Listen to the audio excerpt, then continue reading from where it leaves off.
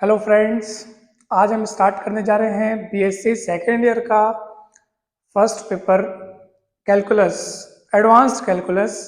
और उसमें हम फर्स्ट यूनिट स्टार्ट कर रहे हैं कन्वर्जेंस ऑफ सीक्वेंसेस, यानी हम हिंदी में इसको कहते हैं अनुक्रमों का अभिसरण। काफ़ी इम्पोर्टेंट चैप्टर है, न केवल बीएससी के एग्ज़ाम की दृष्टि से बल्कि आगे के कॉम्पिटिटिव एग्ज़ाम के लिए भी ये चैप्टर काफ़ी इम्पोर्टेंट है, क्योंकि इससे काफ़ी सारे क्वेश्चंस बनते हैं और बहुत बेसिक मैथ्स है ये। तो चलिए इसको हम समझते हैं। सबसे पहले हमें ये समझना होगा कि ये सीक्वेंस क्या होता है। तो हम सीक्वेंस की डेफिनेशंस और कुछ सीक्वेंस के कुछ टाइप्स देखेंगे और उसके बाद हम देखेंगे कन्वर्जेंस ऑफ सीक्वेंस। तो चलिए सीक्वेंस क्या होता है ये हम सबसे पहले समझते हैं। सीक्वेंस जिसको हम कहते हैं अनुक्रम, ठीक है, अनुक्रम। देखिए सीक्वेंस जो है एक फंक्शन होता है, एक फंक्शन के रूप में हम इसको डिफाइन करेंगे।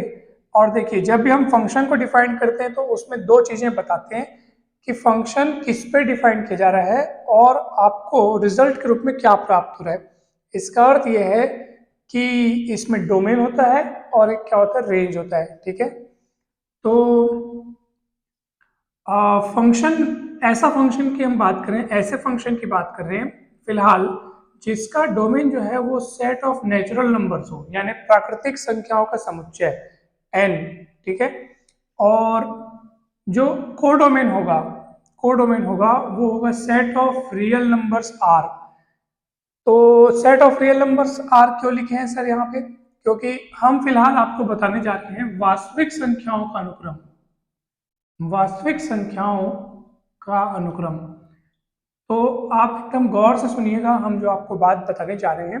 देखिए ये अनुक्रम आप जब भी डिफाइन करेंगे तो ये n तो यहाँ रहेगा ही रहेगा, डोमेन के रूप में आपको n रखना ही है, यानी प्राकृतिक संख्याओं का समुच्चय आपको यहाँ रखना ही है।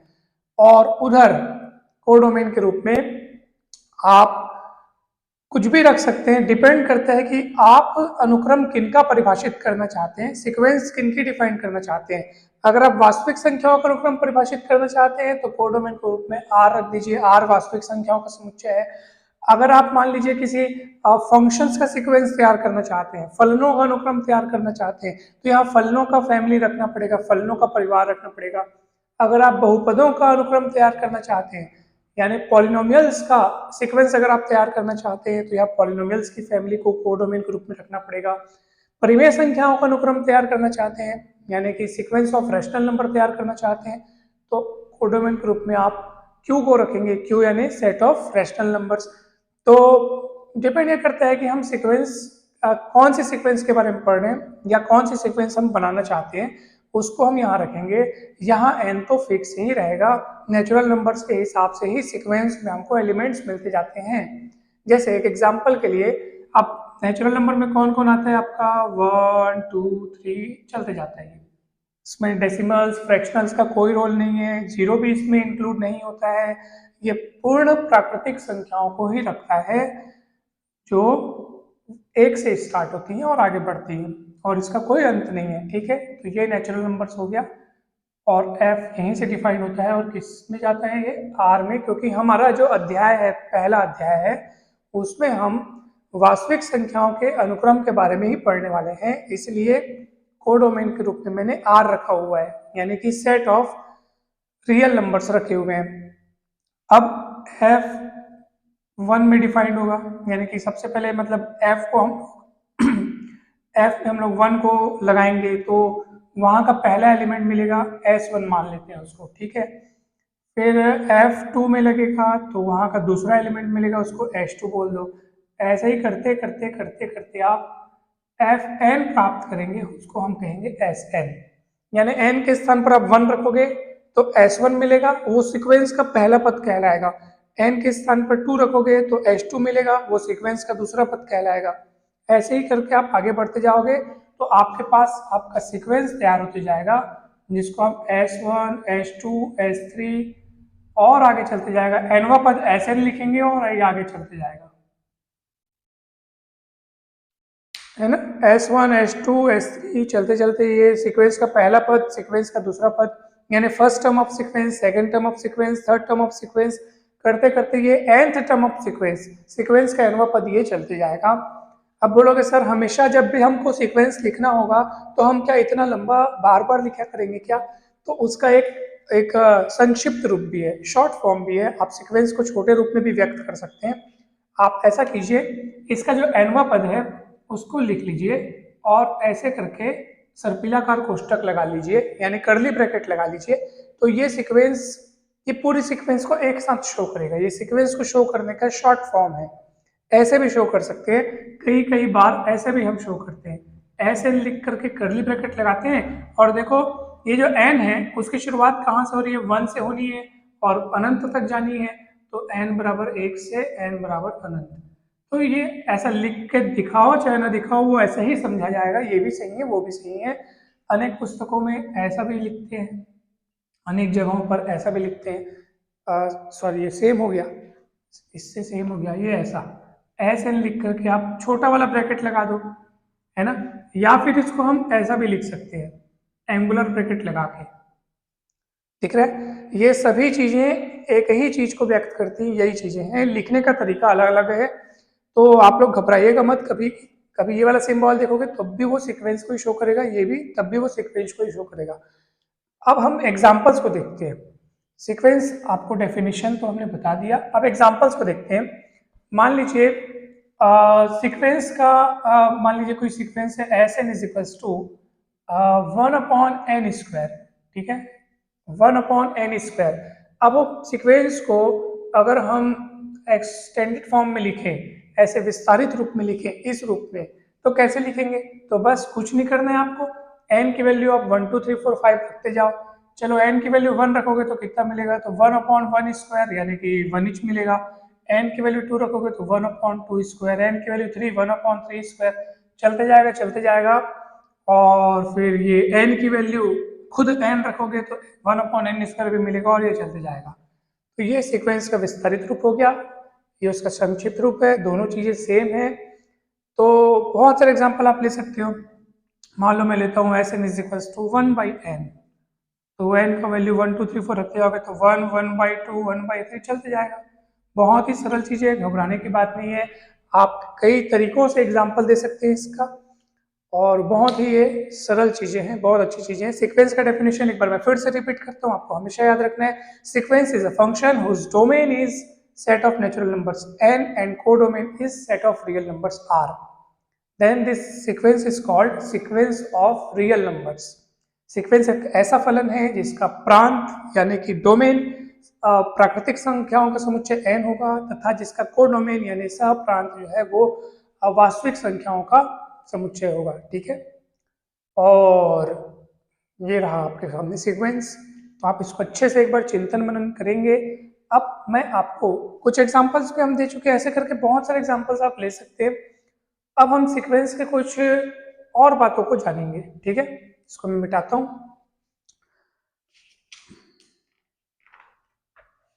चलिए।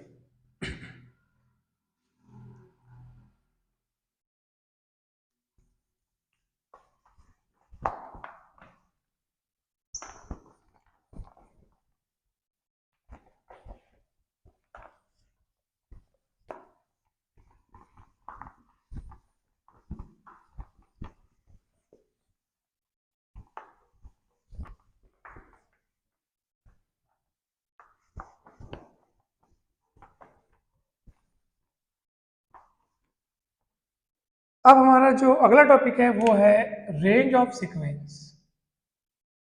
रेंज ऑफ सीक्वेंस यानी किसी अनुक्रम का परास, किसी अनुक्रम का परास, अनुक्रम का परास, ठीक है। अब सुनिए, किसी भी अनुक्रम में, किसी भी सीक्वेंस में जो भिन्न भिन्न पद आए हुए होते हैं, जो डिफरेंट टर्म्स होते हैं, उनके सेट को अगर हम तैयार करें तो वो सेट कहलाएगा रेंज ऑफ सीक्वेंस, ठीक है। मैं आपको एग्जांपल से बताता हूँ। मान लीजिए आपके पास कोई सीक्वेंस है, चलिए इस सीक्वेंस को हम तैयार करने का कोशिश करते हैं। -1 की पावर में n, -1 की घात में n, अब आप n की वैल्यू 1 2 3 4 5 करके रखते जाइए और सीक्वेंस को जनरेट कीजिए, क्या बनेगा बताइए।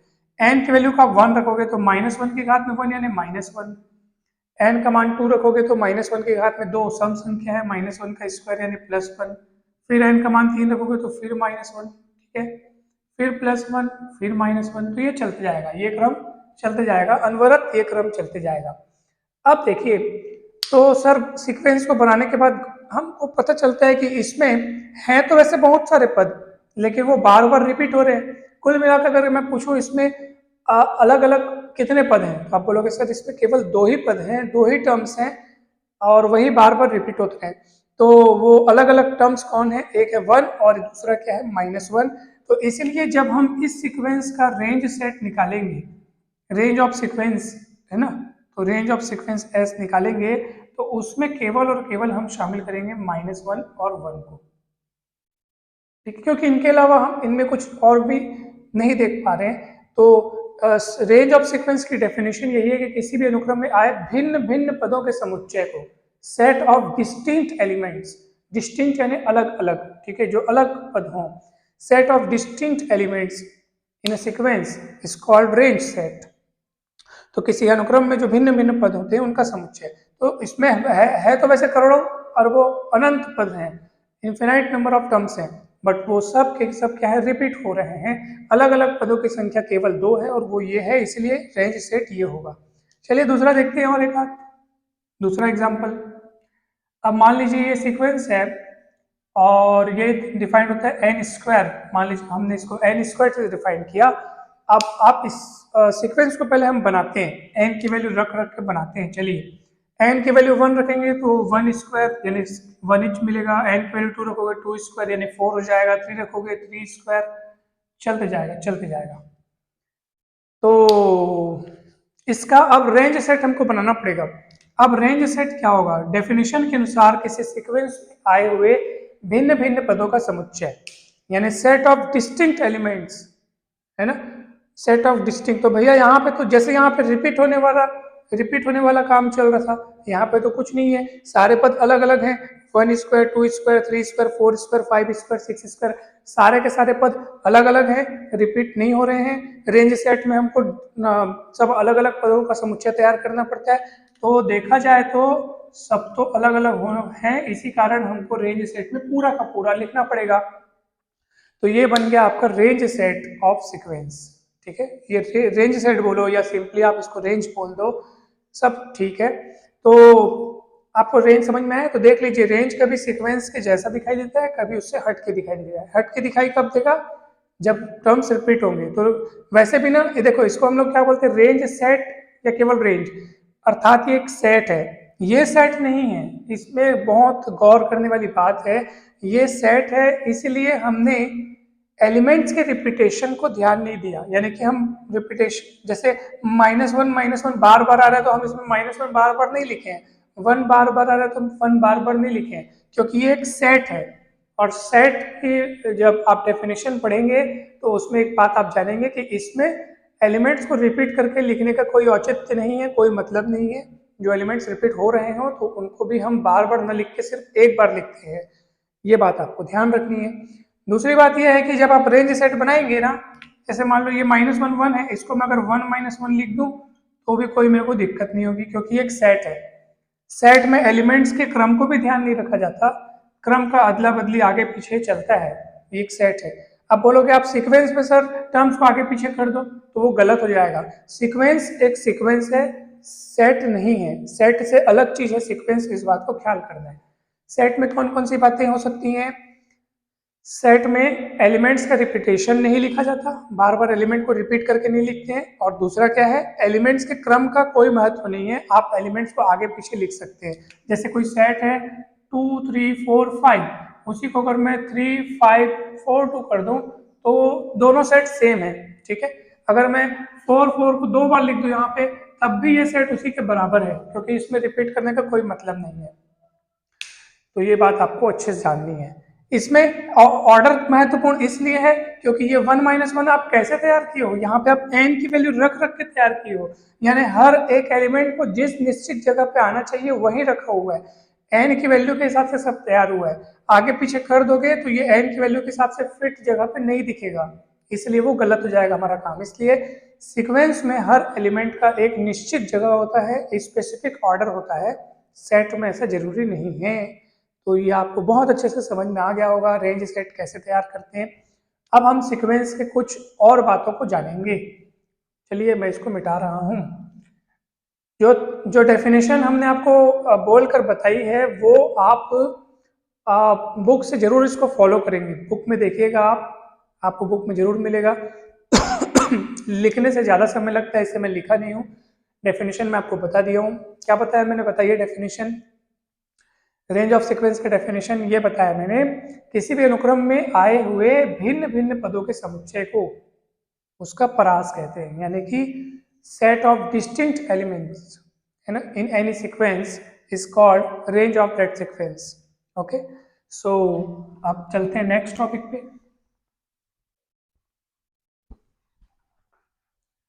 और नेक्स्ट टॉपिक जो है हमारा वो है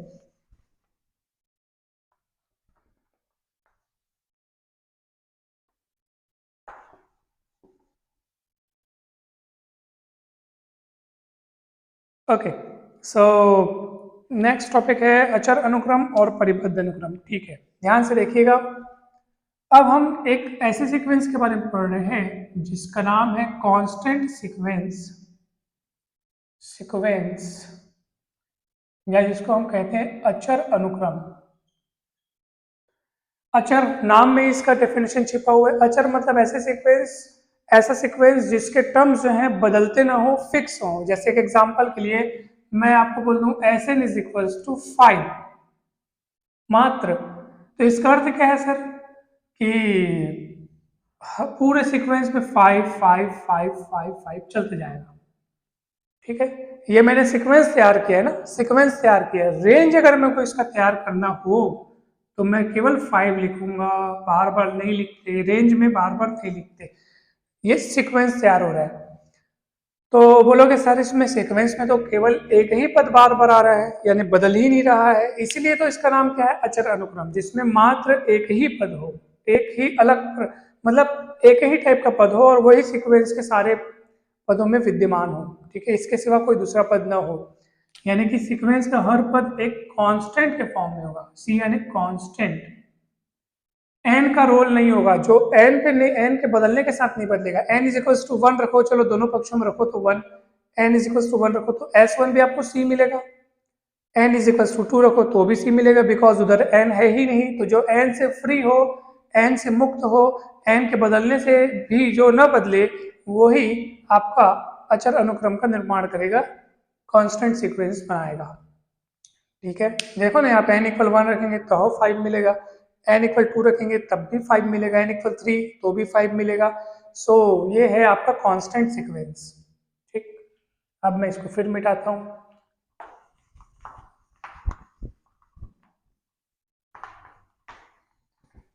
अब हम आगे बढ़ते हैं और अब हम कुछ नए प्रकार के सीक्वेंस को देखते हैं, और वो है बाउंडेड सीक्वेंसेस।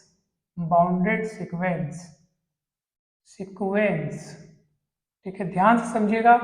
इसको हम हिंदी में कहते हैं परिबद्ध अनुक्रम। परिबद्ध अनुक्रम, एकदम ध्यान से समझना, परिबद्ध अनुक्रम कहते हैं। इस परिबद्ध में यानी बाउंडेड में हम दो प्रकार पढ़ेंगे, एक बाउंडेड एबव और एक होगा बाउंडेड बिलो।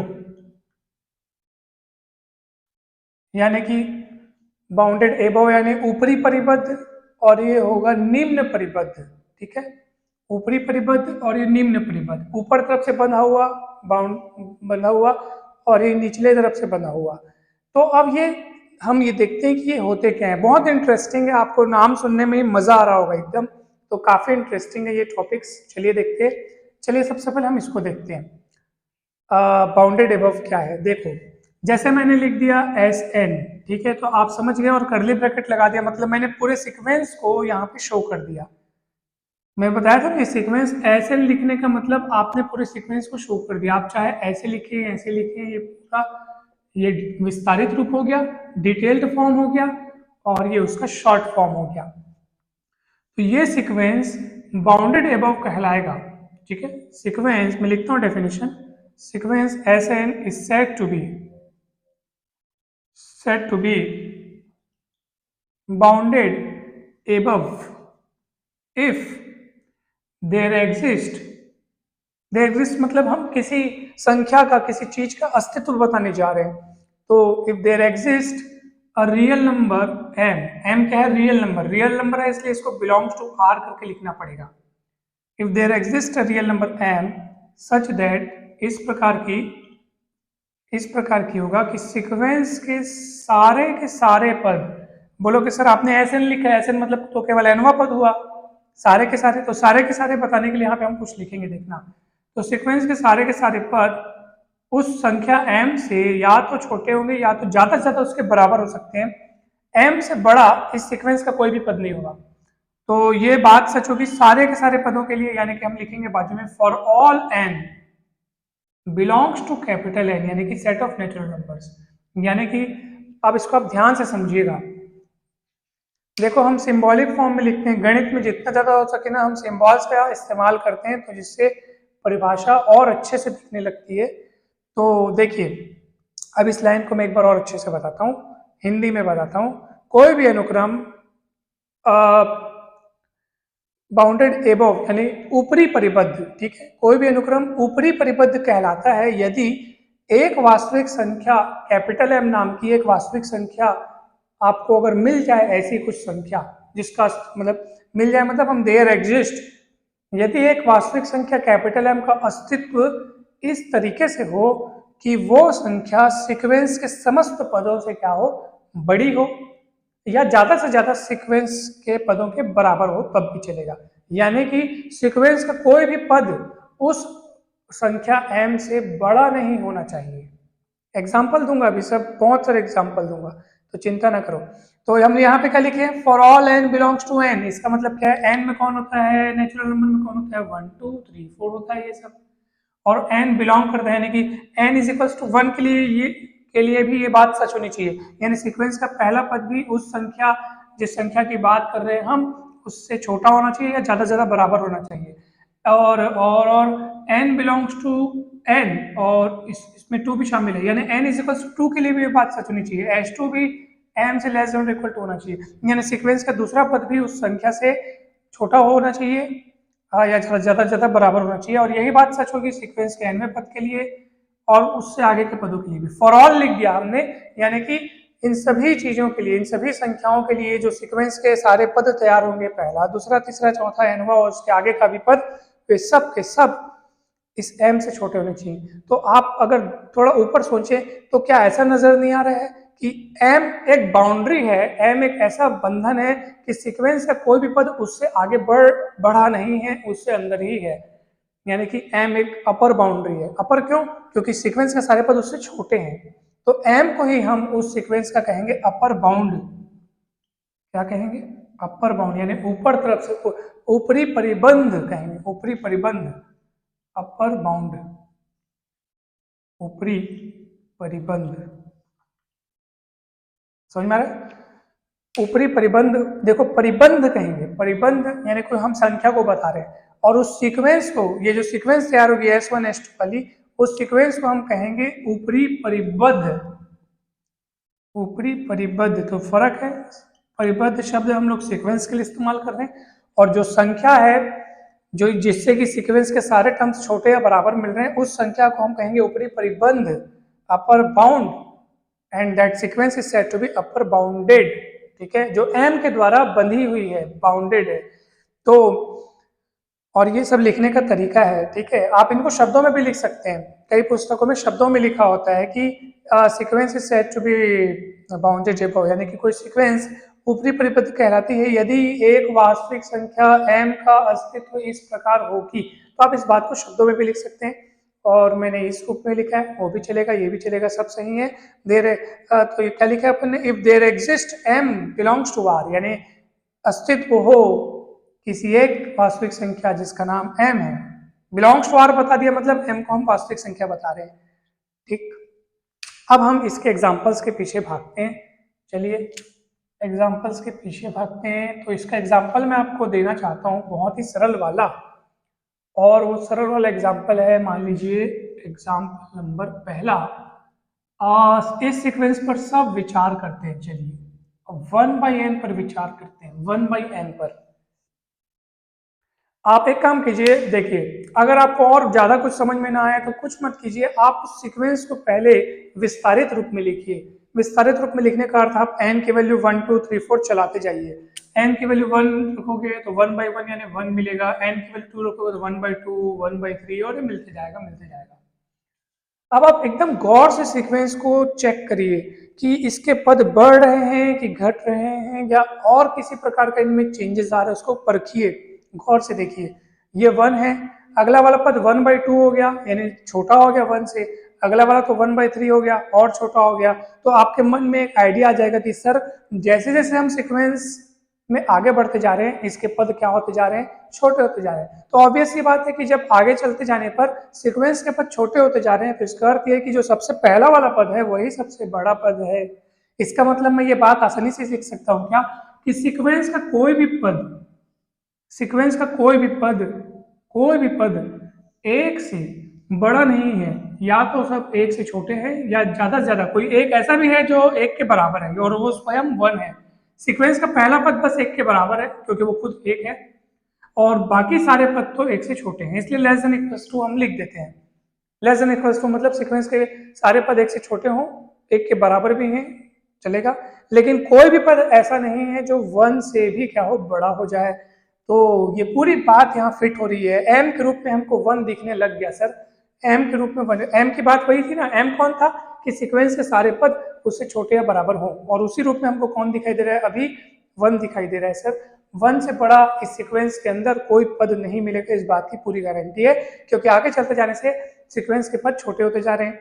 तो इसलिए यही हमारा 1 जो है वो इस सीक्वेंस के लिए अपर बाउंड हो गया, है ना। हम इसको लिखेंगे एस एन लेस देन और इक्वल्स टू 1, और ये बात सच होगी for all n belongs to n के लिए। इसका अर्थ ये है n बिलोंग्स टू n, इसका मतलब n इज इक्वल्स टू 1 के लिए तो s 1 हो जाएगा। s 1 मतलब सीक्वेंस का पहला पद, वो भी एक से छोटा या बराबर है, छोटा एक, पहला पद कौन है एक, और वो एक से छोटा नहीं है तो क्या हुआ, बराबर तो है, दोनों में से कोई एक बात तो सच है ना।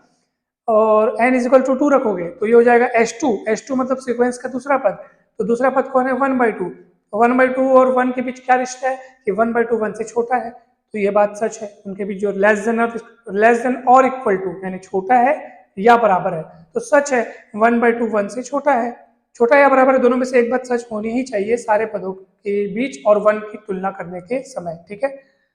तो 1 जो हो गया अपर बाउंड हो गया, और ये सीक्वेंस हम आसानी से बोल सकते हैं कि सर ये सीक्वेंस बाउंडेड एबव है, ऊपर तरफ से बनी हुई है। क्यों, क्योंकि आपको इसके लिए अपर बाउंड जो आप खोजने जा रहे थे वो आपको मिल चुका है, इस सीक्वेंस का अपर बाउंड आपके पास मिल चुका है, इसलिए ये सीक्वेंस बाउंडेड एबव है।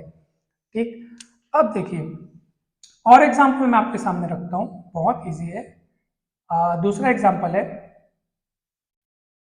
S n is equals to, मान लीजिए आपके पास 1 प्लस -1 की घात में n/n। देखिए आप अपने आइडिया से और बहुत बहुत खतरनाक एग्जाम्पल तैयार कर सकते हो, खुद में तैयार करो, कुछ भी तरीके से उसको बना दो, फिर n की वैल्यू 1 2 3 4 रखते जा, रख के आप उस सीक्वेंस को एक्सटेंड करो, उसके बाद परखो उसके टर्म्स को, बढ़ रहे हैं घट रहे हैं, क्या परिवर्तन आ रहा है, और उसको अध्ययन करो, काफी मजा आएगा आपको। फिर उसमें सबसे छोटा खोजने की कोशिश करो, सबसे बड़ा खोजने की कोशिश करो, और जो सबसे छोटा होगा, सबसे छोटा मतलब फिर उससे और छोटा उस सीक्वेंस में नहीं दिखना चाहिए, सबसे बड़ा मतलब उससे बड़ा और सीक्वेंस में नहीं दिखना चाहिए, तब उसको आप आसानी से बोल सकते हो कि सर ये इसका लोअर बाउंड है, इसका अपर बाउंड है।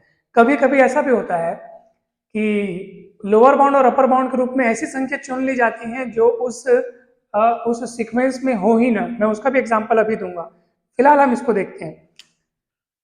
तो आप देखो n की वैल्यू आप 1 2 3 4 रखते जाइए, n की वैल्यू आप 1 रखोगे तो क्या होगा सर, तो ये -1 की घात में 1 हो जाएगा सर, यानी -1/1, यानी दैट इज -1, 1 -1 हो जाएगा 0।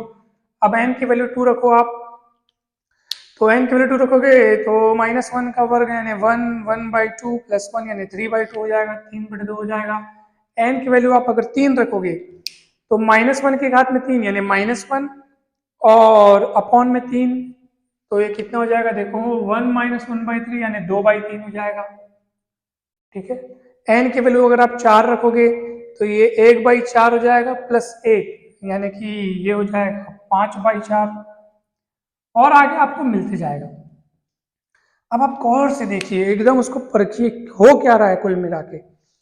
तो आप ना ऐसा भी देख सकते हैं, देखो n की वैल्यू हम 1 2 3 4 रखते जा रहे थे, तो एक बार n सम हो रहा है, पहले विषम हुआ, फिर सम हुआ, फिर विषम सम, तो सम वालों का अलग ही प्रभाव पड़ा होगा, विषम विषम वालों का अलग ही प्रभाव पड़ा होगा। इसलिए सम विषम का जब ऐसे मामला आए तो आप पदों को चेक करने के लिए एकांतर क्रम का सहारा लें, यानी पहले तीसरे पांचवें सातवें का वेरिएशन देखें कि किस हिसाब से वो चल रहे हैं, और वैसे दूसरे चौथे छठवें का क्रम देखें कि क्या हो रहा है उनमें।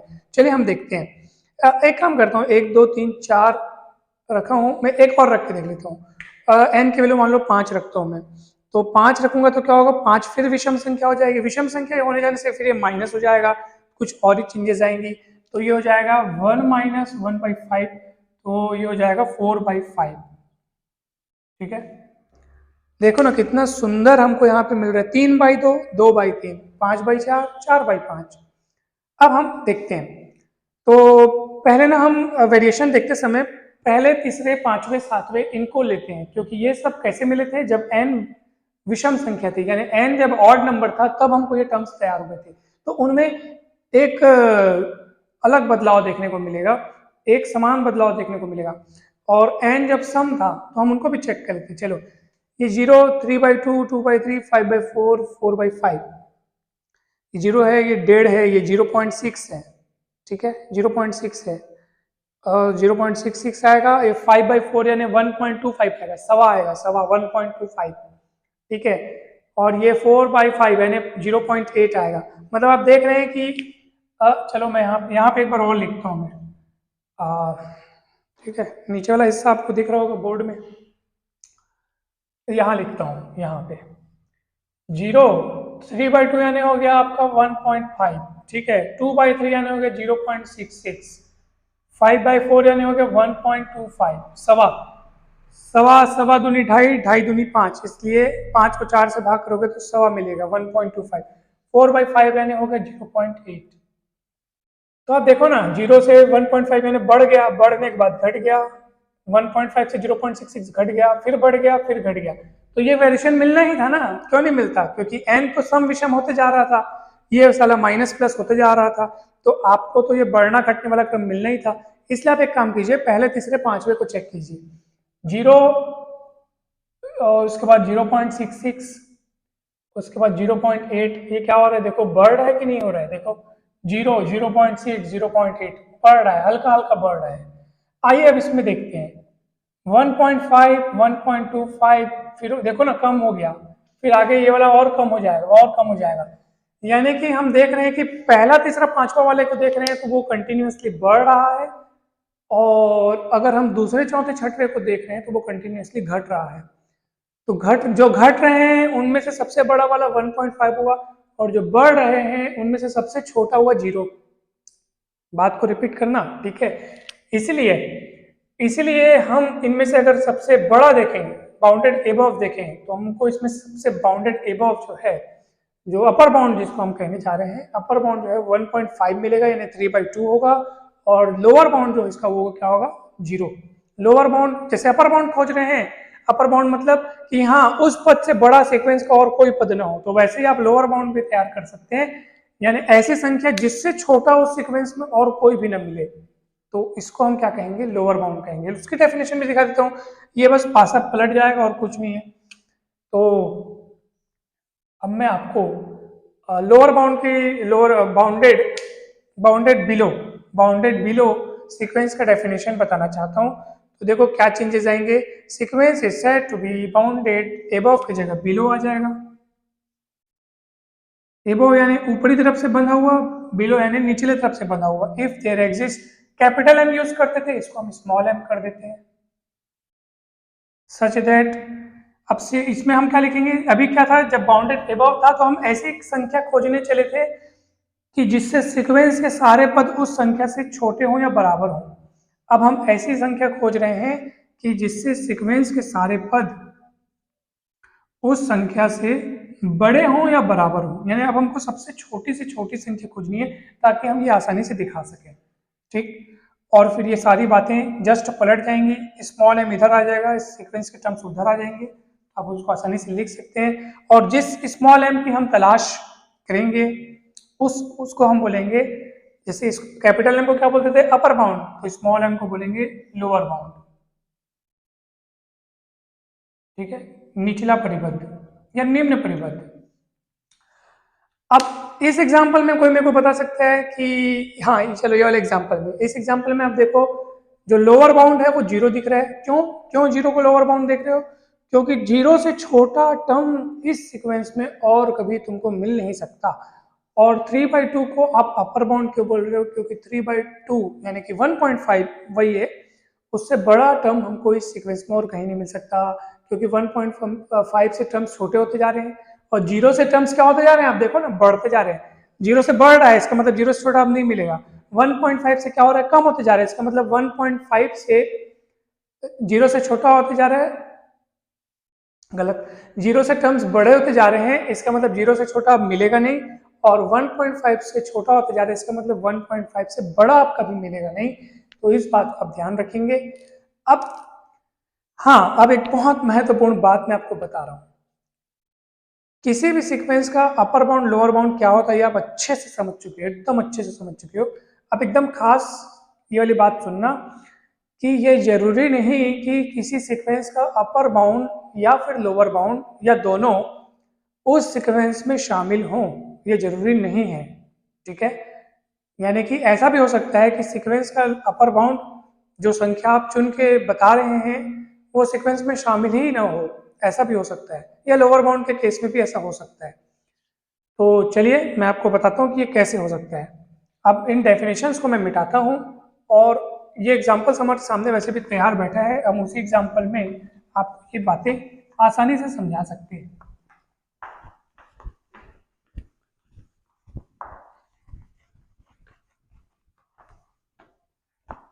एकदम ध्यान से देखिए, ध्यान से समझिए, बहुत मजा आने वाला है।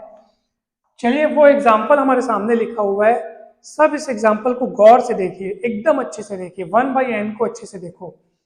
1/2 मिला, 1/3 मिला, 1/4 मिला, क्या हो रहा है परखो इसको। 1/2 कम हो गया, 1/3 और कम हो गया, तो दिमाग लगाओ कि ये कम होते होते होते होते इसकी चरम सीमा क्या हो सकती है, कहाँ तक जा सकता है। तो आप कहेंगे कि सर आप ये कम होते होते ज़्यादा से ज़्यादा जीरो, नेगेटिव तो नहीं जाएगा, इस बात को तो मन से निकाल दो, क्योंकि हमको सीक्वेंस का जो जनरल टर्म है उसमें कहीं भी माइनस का नामो निशान दिख नहीं रहा है, तो नेगेटिव टर्म आने की चांसेस तो जीरो ही है, कभी नहीं आएगा नेगेटिव टर्म, नेगेटिव से थोड़ा बड़ा आएगा, और ये कंटिन्यू छोटा होते जा रहा है। अब प्रश्न तो सर ये छोटा होते जा रहा है, एक है, दिमाग लगाओ, ये एक है और इससे छोटा होते जा रहा है, होता जा रहा है, जीरो आता है, संख्या रेखा जब आप बनाओगे ना तो जीरो के इस पार, ये एक को मैं इधर लिखता हूँ ना, एक को इधर लिखता हूँ और इधर नेगेटिव है, और ऐसा समझो आप कि एक से छोटा होते जा रहा है, छोटा होते जा रहा है, छोटा होते जा रहा है, जीरो के इस पार आ नहीं सकता। क्यों, जीरो के इस पार आया तो नेगेटिव हो जाएगा, नेगेटिव यहाँ पे स्वीकार्य नहीं है। कहीं आपको नेगेटिव दिख रहा है, यहाँ पे माइनस दिख रहा है, नहीं दिख रहा है, नेगेटिव आएगा नहीं, 1 से छोटा होते जा रहा है। तो बोलोगे सर तो सबसे छोटा आप जीरो को क्यों नहीं बोल देते, जीरो को बोल दो सबसे छोटा, जीरो भी इस सेट में आ नहीं सकता। आप बताओ कैसे आएगा जीरो, आप n की वैल्यू अगर 10 करोड़ 20 करोड़ अरबों खरबों भी रख दोगे तो भी आपका, लो तो रखो, मान लो 1 अरब रख दिया आप, तो आपका आंसर आएगा 0.0000000 कुछ कुछ 1 आएगा, मतलब इतने संख्या वो भी जीरो नहीं है, यानी n की वैल्यू आप कितनी भी बढ़ा दो आपको इसके आंसर के रूप में जीरो तो नहीं मिलेगा। तो आप बोलोगे सर आप n की वैल्यू अनंत रख दो तब आपको जीरो मिल जाएगा, और अनंत का वास्तव में कोई अस्तित्व है नहीं, अनंत कोई स्टेशन है क्या, ऐसा होता है क्या, सर ये अरब खरब संख्य, ये नील संख्य हो गया और आगे आगे अब ये आया अनंत। तो ऐसा कभी होता है क्या? अनंत कोई टर्मिनेटिंग पॉइंट, कोई टर्मिनल या कोई स्टेशन तो नहीं है कि उसके बाद और कुछ ना हो? अनंत का कोई अस्तित्व नहीं है। तो अनंत रखने पर आप कहते हैं जीरो आएगा, लेकिन अनंत का कोई अस्तित्व नहीं है, इसलिए जीरो आ ही नहीं सकता यहाँ पे। लेकिन हम इस बात को बहुत ही गारंटी और ये पक्के तरीके से हम कह सकते हैं कि सर भले इस सीक्वेंस में जीरो शामिल नहीं हो तो क्या बात हुई, लेकिन हम इस बात की गारंटी तो देते हैं कि सीक्वेंस के सारे पद उस जीरो से बड़े ही होंगे, छोटे नहीं होंगे। देख लो, आप चेक कर लो, क्योंकि सारे पद क्या होंगे? जीरो से बड़े ही होंगे, क्योंकि जीरो के बाद तो जीरो से और छोटा अगर जाओगे तो नेगेटिव हो जाएगा। इसलिए हम ये बात बहुत आसानी से चेक कर पाए हैं कि सारे टर्म्स जीरो से बड़े हैं। इसीलिए हम इस बात को लिख सकते हैं कि सीक्वेंस के सारे टर्म्स जीरो से बड़े हैं या बराबर हैं। ऐसा ये लिख दो आप, कोई दिक्कत नहीं है, ठीक है। जब आप अनंत की अवस्था में पहुंच जाओगे तो जीरो मिलेगा, लेकिन जीरो इस सीक्वेंस में शामिल नहीं होगा, इस बात को आप जान लो। तो सीक्वेंस के सारे टर्म्स जीरो से बड़े हैं, तो मैं zero less than equal to ऐसे लिख देता हूँ, for all n belongs to n लिख देता हूँ। और अब आप खोजो ना, अब आप उस बात को याद करो, लोअर बाउंड की डेफिनेशन क्या थी। एक ऐसी संख्या अगर आप खोज पाए कि सीक्वेंस के सारे टर्म्स उससे बड़े हैं या बराबर हैं, तब उस संख्या को हम कहते हैं लोअर बाउंड। उस संख्या को हम कहेंगे लोअर बाउंड, यानी निम्न परिबद्ध, और इसी वजह से ये सीक्वेंस कहलाएगा बाउंडेड बिलो। क्या कहलाएगा? Bounded below. और वन कौन है इसका? वन इसका अपर बाउंड है, क्योंकि सीक्वेंस का कोई भी पद वन से बड़ा यहाँ दिख नहीं रहा है, तो ये अपर बाउंड हो गया। यानी ये ऐसे सीक्वेंस हमको मिल गई यहाँ पे, जो कि जिसका अपर बाउंड भी अस्तित्व में है और जिसका लोअर बाउंड भी अस्तित्व में है। तो अगर ऐसे दोनों बाउंड्स किसी सीक्वेंस के लिए मिले तो सर ऐसे सीक्वेंस को कहते हैं बाउंडेड। मतलब जो दोनों ओर से बाउंडेड हो, बाउंडेड एबव भी हो, बाउंडेड बिलो भी हो, ऊपर तरफ से भी परिबद्ध हो, नीचे तरफ से भी परिबद्ध हो, तो उसको हम कहते हैं बाउंडेड सीक्वेंस। ठीक है, तो बाउंडेड सीक्वेंस का डेफिनेशन आपके समक्ष प्रस्तुत है। खास बात क्या ख्याल रखने की है कि ये लोअर बाउंड, उस सीक्वेंस का लोअर बाउंड जो जीरो है वो उस सीक्वेंस में शामिल नहीं है, तो इस बात को बहुत अच्छे से आप ध्यान रखिएगा। ठीक है, जैसे आप बोलेंगे सर ये बाउंडेड एबव, बाउंडेड बिलो, सबसे बड़ा संख्या, सबसे छोटा संख्या, ये आप जो देख रहे हैं, तो हम इसको सिंपली मैक्सिमम मिनिमम क्यों नहीं बोल रहे हैं यहाँ पे? मैक्सिमम मतलब ये तो होता है सबसे बड़ा, मिनिमम मतलब होता है सबसे छोटा। तो बहुत ध्यान से सुनिए, इनमें मैक्सिमम और मैं बोल रहा हूँ अपर बाउंड, तो आप उसको मैक्सिमम क्यों नहीं बोल रहे? देखो, जैसे मान लीजिए एक किसी कक्षा में 40 बच्चे हैं और मुझे ये पता करना है कि उस क्लास में सबसे ज्यादा मार्क्स किसके आए। तो बहुत सामान्य सी बात है कि सर वो 40 बच्चों में आप चेक कर रहे हैं सबसे ज्यादा मार्क्स किसके आए, तो वो 40 में से तो कोई एक खड़ा होगा ना कि हाँ सर मेरे सबसे ज्यादा मार्क्स आए हैं। ऐसा तो नहीं है कि वो कोई बाहर का बोलेगा कि हाँ मेरे सबसे ज्यादा मार्क्स आए। इसका मतलब जब भी हम मैक्सिमम का चुनाव करते हैं या मिनिमम का चुनाव करते हैं, तो उन्हीं सेट्स के मेंबर्स, उन्हीं सदस्यों के बीच का कोई एक होता है जो सबसे बड़ा होता है। या अगर हम मिनिमम का भी चुनाव करेंगे कि सबसे कम मार्क्स किसका है, तो वो भी उसी क्लास में से कोई खड़ा होगा। यानी कि जब हम मैक्सिमम मिनिमम की बात करते हैं तो वो उसी सेट का ही सदस्य होता है। लेकिन जब हम अपर बाउंड या लोअर बाउंड की बात करते हैं तो इसमें कोई गारंटी नहीं रहती, वो उस सेट का मेंबर हो भी सकता है, नहीं भी हो सकता है, बाहर का भी हो सकता है। देखो ना, जीरो यहाँ कहाँ था, फिर भी लोअर बाउंड के रूप में आपको जीरो दिखाई दे रहा है। ठीक है, अच्छे से समझ में आया होगा आपको, बहुत बेहतरीन तरीके से समझ में आ गया होगा। हाय राम राम राम। तो बाउंडेड किसको बोलेंगे? जो अपर बाउंडेड भी हो और लोअर बाउंडेड भी हो। अब हम आगे बढ़ते हैं। देखो, हम पुस्तक के 2 ही पेज पढ़े हैं अभी, क्योंकि ये पहला क्लास था ना आपका ये, इसलिए मैंने जितना ज़्यादा हो सके डिटेल में बताने का प्रयास किया है। अब हम आगे बढ़ रहे हैं। तो अगर हम बाउंडेड सीक्वेंस की डेफिनेशन लिखना चाहें तो हम ऐसे लिख सकते हैं क्या? मिटा के मैं लिखता हूँ, यहाँ पे लिखता हूँ। देखो, जब हम बाउंडेड एबव की बात कर रहे थे तो हम बोले थे कि सीक्वेंस के सारे पद एक निश्चित संख्या, जिसका नाम हम लोग दिए थे कैपिटल एम, याद करो मैं डेफिनेशन जब दिया था, तो सीक्वेंस के सारे पद उस एम संख्या से, जो संख्या एम है उससे छोटे या बराबर होने चाहिए। और वैसे ही जब हम बाउंडेड बिलो की बात कर रहे थे तो एक निश्चित संख्या जिसका हम स्मॉल एम नाम दिए थे, उस संख्या से बड़े या बराबर हो सकते हैं। तो स्मॉल एम और कैपिटल एम नाम की दो बाउंड्रीज मिल गई उस सीक्वेंस को कि कोई सीक्वेंस का कोई भी पद इस संख्या से बड़ा नहीं होगा और कोई भी पद इस संख्या से छोटा नहीं होगा, दोनों तरफ से बंद होने के नाते उस सीक्वेंस को हम बाउंडेड सीक्वेंस कहते हैं। एसएन मतलब सीक्वेंस का एनवा पद, लेकिन हम ये बात सभी पदों के लिए लिखना अगर चाहते हैं तो बाजू में लिखना पड़ेगा for all n belongs to N, यानी S1 के लिए, S2 के लिए, S3, 4, 5 यानी सीक्वेंस के सारे पदों के लिए यह बात सच होगी। ठीक, ये बाउंडेड सीक्वेंस की डेफिनेशन है। अब मैं इसको मिटाता हूं और आपको एक और मस्त वाली बात बताता हूं। अब नेक्स्ट बात है आपका, नेक्स्ट जो टॉपिक है वो है, हम देखेंगे मोनोटोनिक सीक्वेंस देखेंगे और उसके बाद लिमिट ऑफ ए सीक्वेंस देखेंगे। ठीक है, चलिए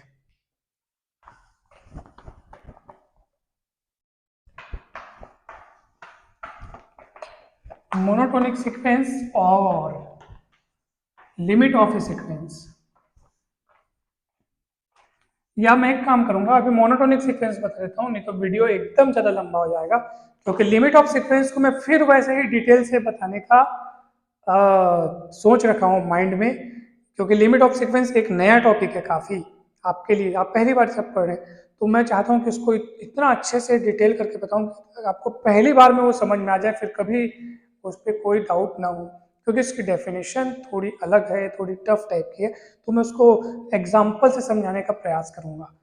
तो अभी हम मोनोटोनिक सीक्वेंस देखते हैं और फिर नेक्स्ट क्लास में हम लोग लिमिट ऑफ सीक्वेंस देखेंगे, क्योंकि फिर उससे रिलेटेड थ्योरम्स भी हो जाएंगे, तो अच्छा पैकेज हमारा नेक्स्ट वीडियो के लिए तैयार हो गया है। ठीक है, सो अब हम देखते हैं मोनोटोनिक सीक्वेंस।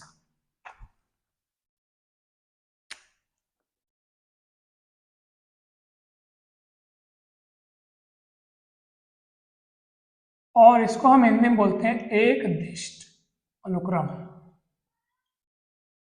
एक यानी एक दिष्ट यानी दिशा, एक ही दिशा में चलने वाले अनुक्रम को एक दिष्ट अनुक्रम कहते हैं। एक ही दिशा बोलने का मतलब ये है कि अगर कोई सीक्वेंस या तो फिर बढ़ रहा है तो फिर बढ़ता ही रहे, अगर वो घट रहा है तो फिर घटता ही रहे, बीच में कोई फ्लक्चुएशंस ना आए, कम ज्यादा वाला खेल ना हो। देखो ना ये सीक्वेंस को देखो ना, आप इसको देखो ना, कोई बोलेगा इसको मोनोटोन? नहीं बोलेगा। क्यों? जीरो के बाद कौन आया? 3/2, तो जीरो से चलो बड़ा है 3/2, चलो मान लिया। 3/2 के बाद आपको कौन मिल रहा है? 2/3, तो 2/3 तो 3/2 से छोटा हुआ ना, इसका मतलब जीरो से 3/2 तक पहले ये बढ़ा, फिर 3/2 से 2/3 मतलब छोटा हो गया, कम हो गया, फिर 3/2 सॉरी दो, क्या बोला मैं, हाँ, 0 से 3/2 तक बढ़ा, फिर 2/3 मतलब वो कम हो गया पद। अब देख लो हिसाब किताब यहाँ से, और फिर 5/4 मिला, 1.25 मिला, फिर बढ़ गया, फिर कम हो गया। तो ये क्या हो रहा है? बढ़ घट रहा है, किसी एक दिशा में नहीं चल रहा है। या तो बढ़ रहा है, ऐसा भी नहीं हो रहा है यहाँ पे, पूरा तरीके से घट रहा है, वो भी नहीं हो रहा है। तो बढ़ घट रहा है, ये ना तो मोनोटोन इंक्रीजिंग है, ना तो मोनोटोन डिक्रीजिंग है, ना तो एक दिष्ट बढ़ता हुआ है, ना तो एक दिष्ट घटता हुआ है। तो ये क्या बोलेंगे सर इसको? इसको हम बोलेंगे दोलनीय अनुक्रम। दोलन करना होता है ना, दोलन, तो वैसे दोलन कर रहा है ये, ऑस्किलेटरी सीक्वेंस कहेंगे इसको, जो ना तो बढ़ती हो ना तो घटती हो, जिसके पद अल्टरनेटिव ऑर्डर में कम ज्यादा होते रहते हो, तो उसको ऑस्किलेटरी सीक्वेंस कहेंगे। ठीक, अब मैं आपको एक दिष्ट अनुक्रम बता रहा हूं, उसमें एक दिष्ट वर्धमान पहले पढ़ते हैं। एक दिष्ट वर्धमान अनुक्रम यानी हम इसको कहेंगे मोनोटोन इंक्रीजिंग सीक्वेंस। तो हम क्या कहेंगे, इसका डेफिनेशन क्या है? यदि सीक्वेंस का हर अगला वाला पद अपने पिछले वाले पद से या तो बड़ा दिखाई दे या ज्यादा बराबर दिखाई दे, छोटा मत दिखाई दे। ठीक है, तो उसको लिखने का तरीका क्या है सर? आपने जो बात कही उसको लिखने का तरीका क्या है? हम लिखेंगे सीक्वेंस का अगला मतलब मान लो n+1वां पद पिछले जिसका पिछला आप कैसे लिखेंगे? अब इसको n+1वां लिख चुके हैं, इसको nवां लिख दो। तो सीक्वेंस का हर अगला पद अपने पिछले पद से बड़ा हो या बराबर हो, और ये बात सच हो सभी के लिए। For all n belongs to n बोलने का मतलब ये है कि जब n की वैल्यू आप 1 रखोगे तो आपको मिलेगा S1 < S2, यानी कि पहला पद दूसरे पद से छोटा हो या बराबर हो। फिर मिलेगा आपको S2 S3, फिर मिलेगा S3 < S4, यानी कि अब इनको कंबाइन करके लिखूंगा तो ये वाला प्रूफ बनेगा S1 < S2, और S2 छोटा है या बराबर है S3 से, S3 छोटा है या बराबर है S4 से, तो एक साथ कंबाइन करके लिख सकते हैं। अब आप ये पैटर्न देखो, क्या हो रहा है, क्रम बढ़ रहा है, ये इससे बड़ा है बराबर है, ये इससे बड़ा है बराबर है, यानी सीक्वेंस बढ़ते क्रम में है सर, इसलिए आप इसको मोनोटोन इंक्रीजिंग कह सकते हो।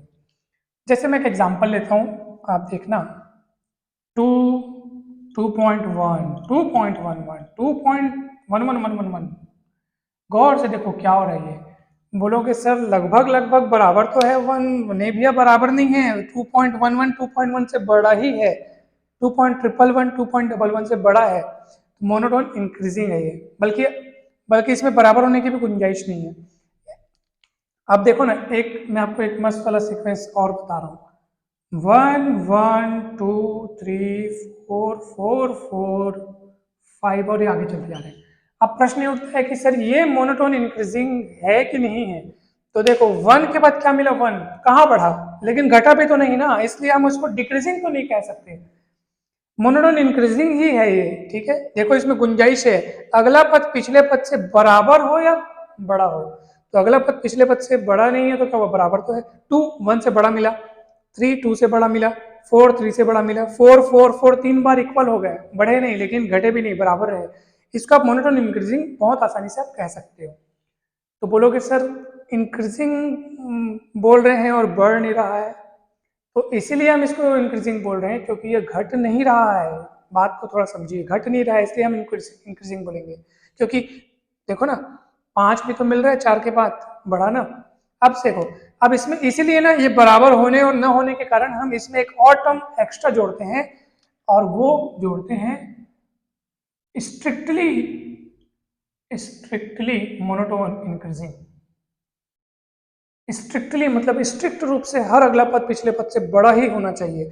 उसमें क्या होगा सर, ये जो nवा पद है, ये n प्लस वनवे पद, यानी कि n प्लस वनवा पद nवे पद से स्ट्रिक्ट रूप से बड़ा होगा, ये बराबर है वाली गुंजाइश यहाँ से हट जाएगी। इसके एग्जाम्पल के रूप में आप इसको आसानी से लिख सकते हो, सिंपली आप इसको लिख लो n, ये देखो लो तो n का मान 1 2 3 देखो 1 2 3 4 5 6 7 8 9 चलते जाएगा। क्या हो रहा है, बढ़ रहा है घट रहा है, बढ़ रहा है, स्ट्रिक्टली बढ़ रहा है, बराबर होने की कभी कोई गुंजाइश नहीं है।